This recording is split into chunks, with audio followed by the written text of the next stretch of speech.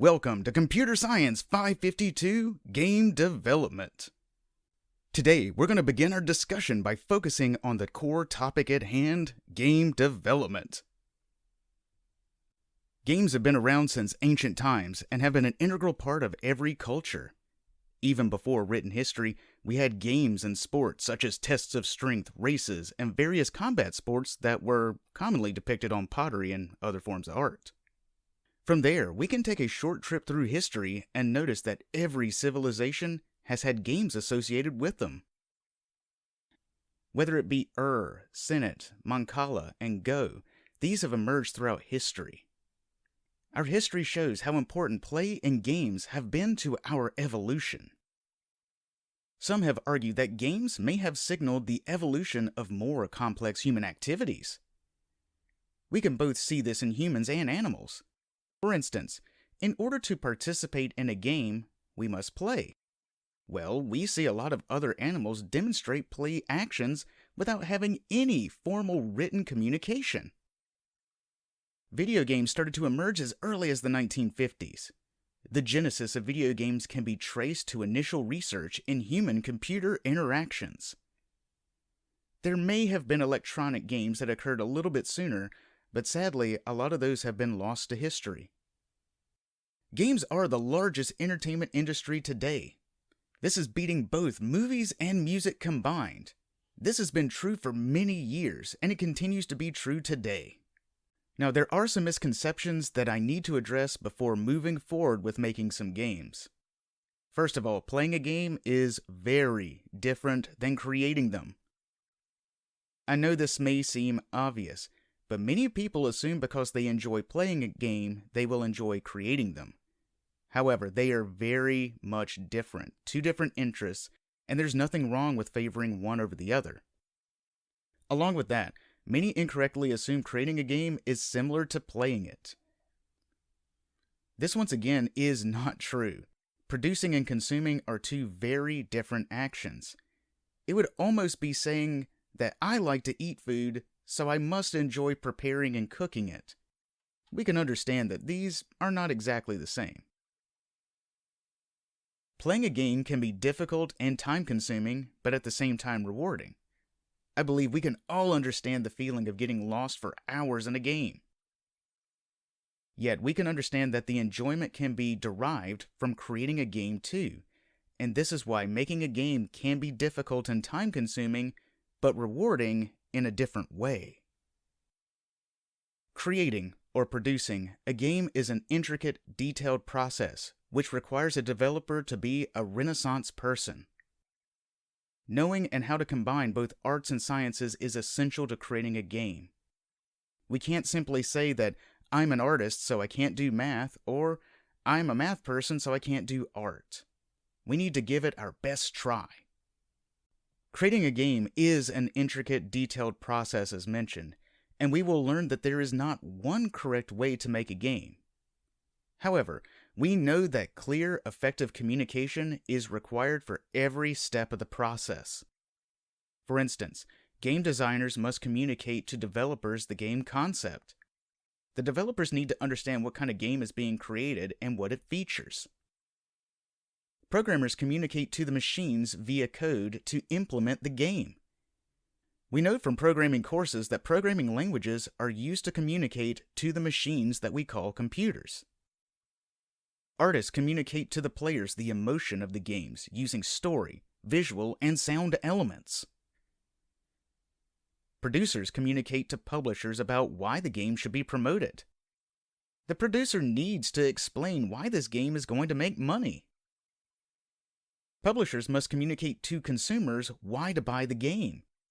It's the publisher's job to let the consumer why they should part with their money.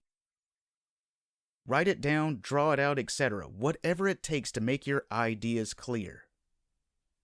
Now, let's focus on the overall process while keeping in mind that communication is always key. The goal of developing most games is to take it from an idea and bring it to a consumer to play. Creating or producing a game requires an idea to first be designed, then developed. Publishing brings the developed game to the consumer. Taking a more in-depth look at the game production process, we can see that there are more steps involved.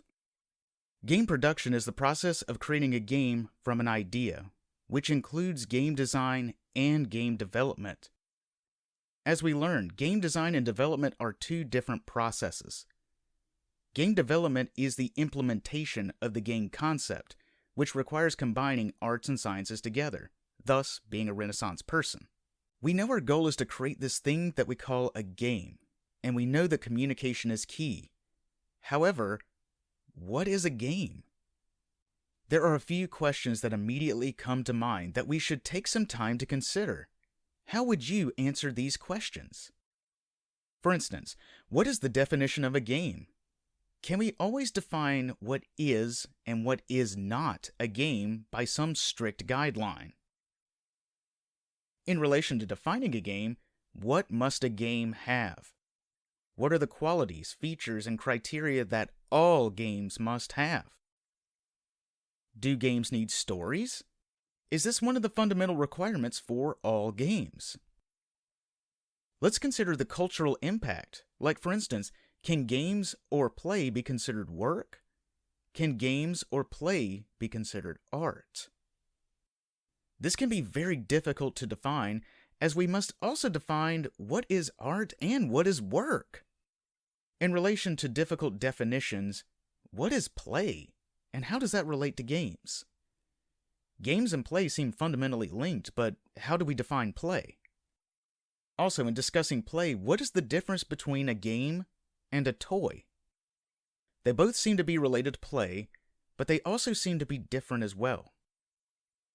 By the end of this course, reconsider each one of these questions and see how you answer them. The last few questions require more discussion, because we know that play and games are fundamentally linked. We now need to explore the concepts related to play and then return back to games. In a similar exercise, let's consider some questions related to play. How would you answer each one of these? What is the definition of play?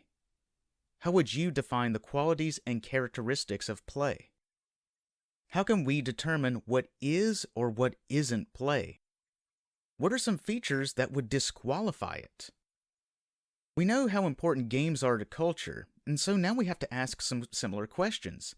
Can play be work? Can play be art? Can play be serious? The last question, can play be serious, is a very interesting one, as it means that play can mean more than just some form of entertainment.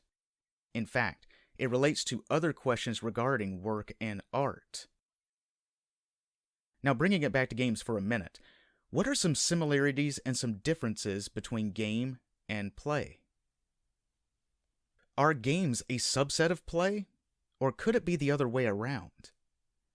Let's keep an open mind and start exploring some works that may help us understand play and then later games. Play has been explored through many different fields over the years. Behavioral psychology and many other domains within the humanities have long since explored ideas related to play and games. One of the most important works in relation to play is Johann Hunzige's Homo Ludens. Originally published in 1938, this work is an exploration of play being an essential factor in human development and civilization. A key quote from this work helps us understand the idea of the play concept. Summing up the formal characteristics of play, we might call it a free activity standing quite consciously outside ordinary life as being not serious, but at the same time absorbing the player intensely and utterly. It is an activity connected with no material interest and no profit can be gained by it. It proceeds within its own proper boundaries of time and space according to the fixed rule in an orderly manner. It promotes the formation of social groupings which tend to surround themselves with secrecy and stress their differences from the common world by disguise or other means. As mentioned, the key element from this work is defining the play concept. Play has 5 characteristics in this work. Play is considered to be free, and play is considered freedom. Play is separate from ordinary life. Play is distinct from ordinary both in location and duration. Play creates order, absolute and supreme. Play is connected with no material interest, and no profit can be gained by it. Now, let's consider how this applies, or how it doesn't apply, to modern games for a minute. As mentioned, there is a separation between ordinary life and play. The magic circle was first used to describe the separation between reality and the play's space and time. This is another important concept from this work and has been referenced many times over. From the work: all play moves and has a being within a playground, marked off beforehand either materially or ideally, deliberately or as a matter of course. Just as there is no formal difference between play and ritual, so the consecrated spot cannot be formally distinguished from the playground, the arena, the card table, the magic circle, the temple, the stage, the screen, the tennis court, and the court of justice. All are in a form of function playgrounds. In other words, forbidden spots, isolated, hedged round, hallowed within special rules obtain. All are temporary worlds within the ordinary world dedicated to the performance of an act apart. This book also explores how the play concept appears in many forms within our civilizations. Many cultural activities and rituals exhibit play activities that are similar to games. In his work, he explores the play concept with various topics, including contest, war, poetry, law, and even knowing. There's a lot to be taken from this work, but we must move forward once again and ask, what is a game again? Moving forward a little bit, Hunzinga's work was further expanded by Roger Caillois in his book Man, Play, and Games, originally published in 1961. He elaborates on the play concept and how it's related to games, and we can see this play concept once again defined in his work. The preceding analysis permits play to be defined as an activity which is essentially 1. Free, in which play is not obligatory. If it were, it would once lose its attractive and joyous quality as a diversion. 2. Separate. Circumscribed within the limits of space and time, defined and fixed in advance. 3. Uncertain, the course of which cannot be determined, nor the result obtained beforehand, and some latitude for innovation being left to the player's initiative. 4. Unproductive, creating neither goods nor wealth nor new elements of any kind, except for the exchange of property among players. It ends in a situation identical to the prevailing at the beginning of the game. 5. Governed by rules, under conventions that suspend ordinary laws and for a moment establish new legislation which alone counts. 6. Make-believe, accompanied by a special awareness of a second reality, of a free unreality as against real life. Simplifying the quote a little bit, we see the following concepts which seem to further Hunzinga's. It mentions that play and games are free and free of obligations, separate from reality and occupying its own time and space. The results are uncertain. It creates no wealth or gain and ends just as it began. It's governed by rules and behaviors that must be followed by the players. It also must confirm the existence of the players in these imagined realities. Now, let's consider these and how it applies to modern games for a minute. Building on play, Caillois then defines two different versions of play. One of being paeda, play without rules, and this can be thought of as playing with a toy. Ludus is play with rules. This has more of the structure of a game. Now from there are 4 play forms described. Agon is a competition. Alea is the element of chance. Mimicry is the act of role-playing. Illnix is the perception disrupting or altering effect, sort of like riding a roller coaster. Caillois asserts that games combine these elements in a multitude of ways. While this helps us understand play in games a little better, it doesn't exactly help us define a game. So let's look at some other views about what helps define a game. Moving forward again, in 1970, Clark Apt published the book Serious Game, where he defines a game in the following quote. Reduced to its formal essence, a game is an activity among 2 or more independent decision makers seeking to achieve their objective in some limiting context. A more conventional definition would say that a game is context with rules among adversaries trying to win objectives. From this, we can derive that there are 4 key elements that define a game. Activity. A game is an activity, a process, an event. Decision makers. Players who are actively making decisions within the context of a game. Objectives. Games have goals. Limiting context. Rules are limited to the scope of the game and structures the activities.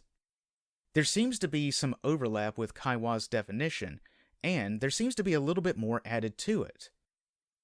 Also, there's going to be further discussion related to serious games in this course.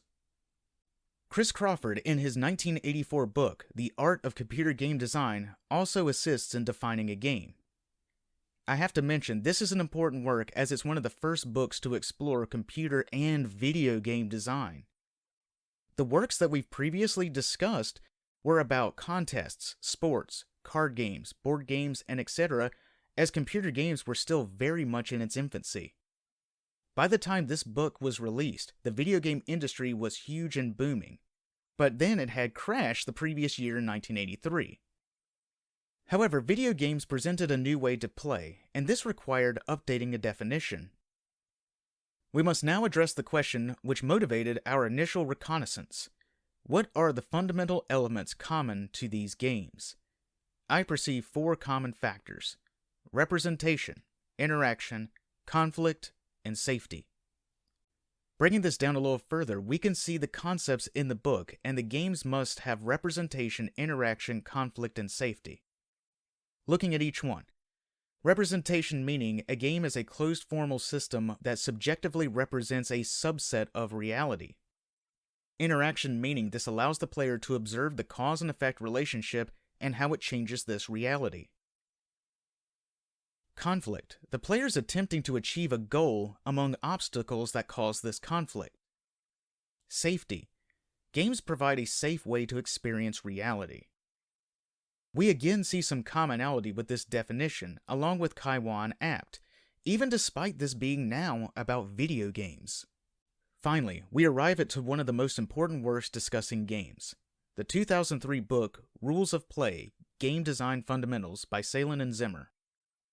This is commonly regarded as an important book in understanding game design.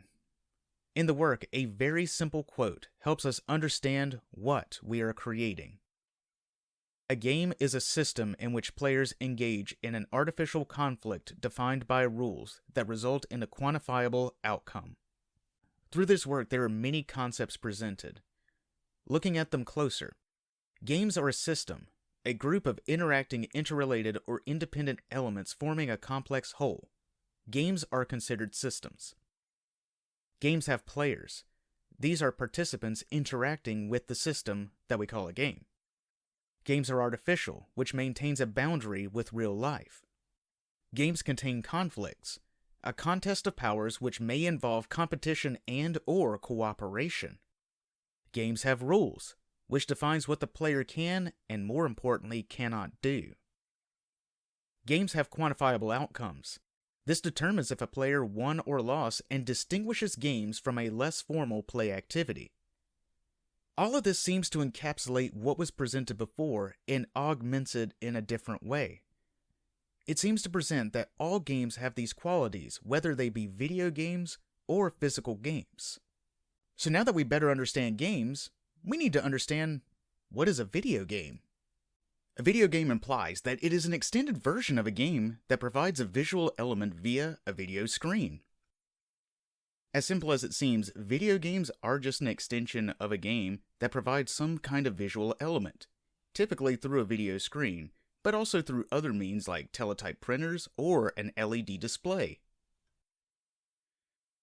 Regardless, the previous concepts still apply, that a video game is a system where players participate in an artificial conflict which has predefined rules and has a quantifiable outcome. However, do all video games require video? I know this may seem like a weird question because the answer seems pretty simple and obvious. However, we mentioned specifically a teletype printer, which would not be considered a video output, but it was fundamental to the video game Oregon Trail 1971. There's also another game that I'll mention named Johann Sebastian Joust, or JS Joust for short.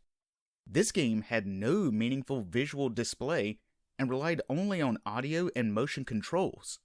Yet, both of these would be considered video games. We should look at a few more definitions to better understand the concept. Games have generally some physical component: pawns, dice, boards, cards, etc. When a game only has physical components, they may be considered card games, board games, tabletop games, folk games, parlor games, or sports. These can be considered physical games. In contrast, some games have an electronic component, such as a video screen, joystick, speakers, and etc. Electronic components can either be analog or digital. A game with any electronic component can be considered an electronic game. This in fact may include some classically considered board games that feature electronic components, such as Mall Madness, Dream Phone, or Ask Xandar. However, colloquially, a video game or computer game is a game with some electronic component and is generally interchangeable with electronic game. We understand what a game must have, and our goal is to create a video game. While knowing these definitions are important, we always need to leave some room for interpretation. Not everything has clearly defined lines, and we should allow some creative space for exploring.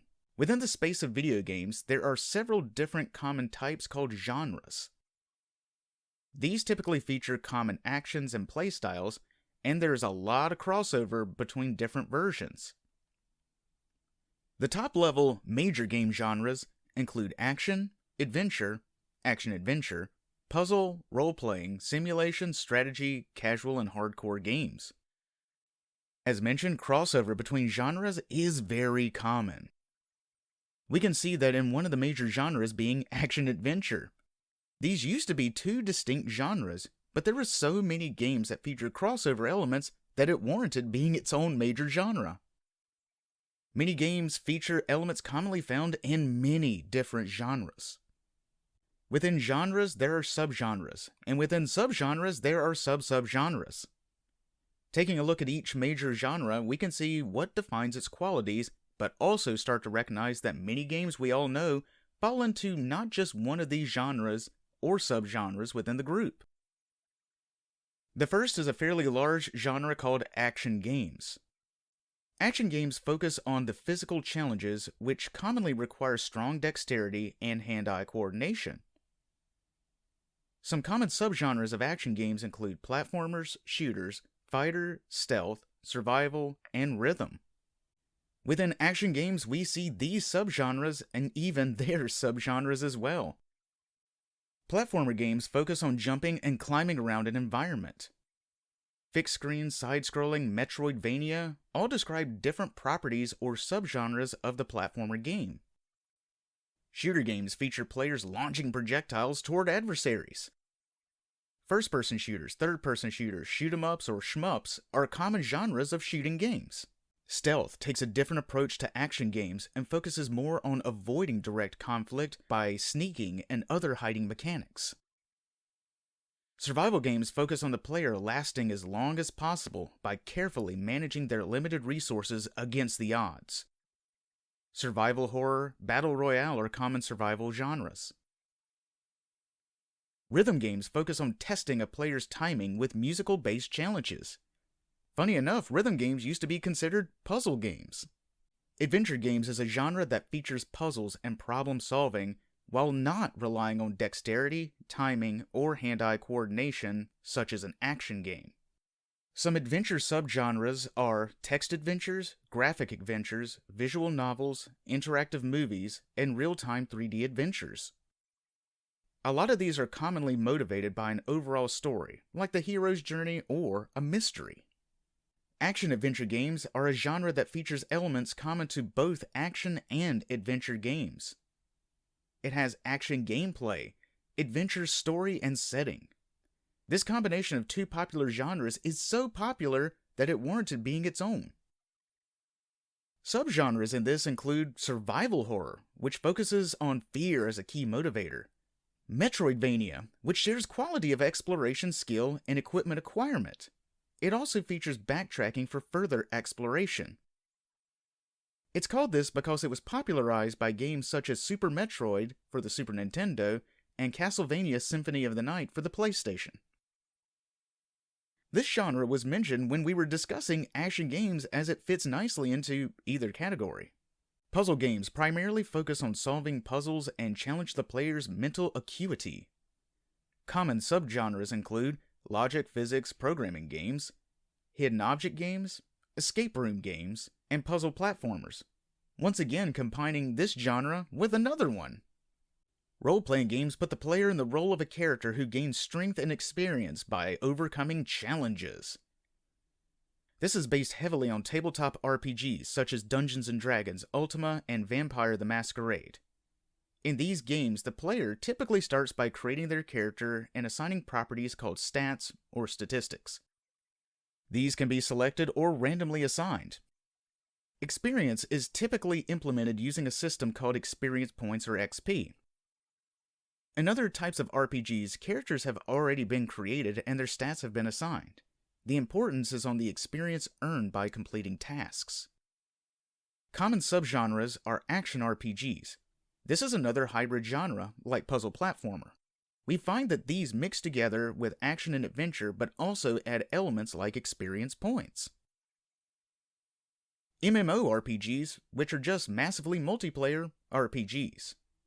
Roguelike are based on a semi-graphical text adventure game called Rogue, or Rogue Exploring the Dungeon of Doom.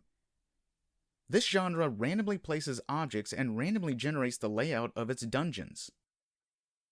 Tactical RPGs put significance on placement of units and characters in the game. Unlike other RPGs, location is more critical in a tactical RPG. Monster or Beast Tamer emphasizes training creatures to perform some task or to battle. Simulation games mimic the real-life topic and its associated actions as closely as possible. Popular subgenres include construction and management simulators, farming and job simulation, life simulation, vehicle simulation, and even arguably sports.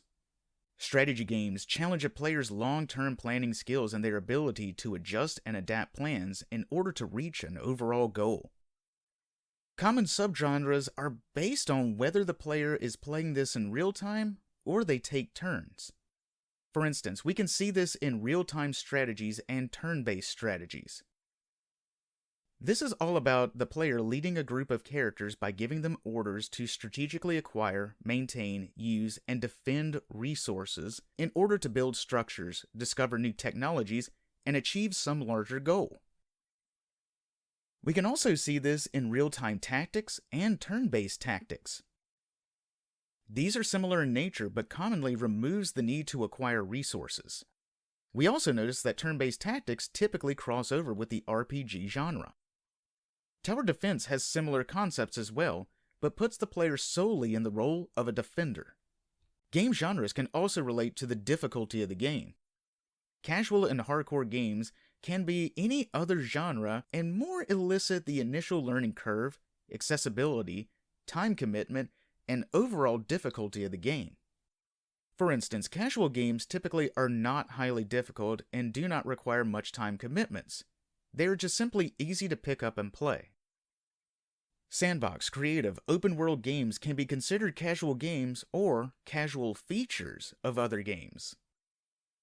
In contrast, hardcore games have a much higher learning curve which requires a more extensive time commitment. Much like other media like music or movie, there are more genres, subgenres, and sub-subgenres of games. We must keep in mind the key idea is that genres only describe what is commonly expected from that type of game. Common playstyles, common features, common mechanics, and goals. We need to know these terms so we can better communicate our ideas with other people. Creating a game requires communicating concepts to team members, and selling the game requires communicating concepts to consumers. Being aware of these terms help us better describe the games that we will be creating. Another set of terms that we should know revolve around the game's platform. Video games require computer hardware and software to operate. A video game platform is the entire collection of the required hardware and software components needed to play a game. Some of the most common platforms include PC, console, handheld and mobile, arcade, browser, and XR. Platforms are major considerations when planning to create a game, and it's useful to be aware of the major platforms and what they provide. In this lecture, we have focused on defining a game, defining video games, and reviewing various game genres and platforms. Now that we know about games, we can effectively start communicating our ideas and start creating them. And with all that being said, I'll see you next time.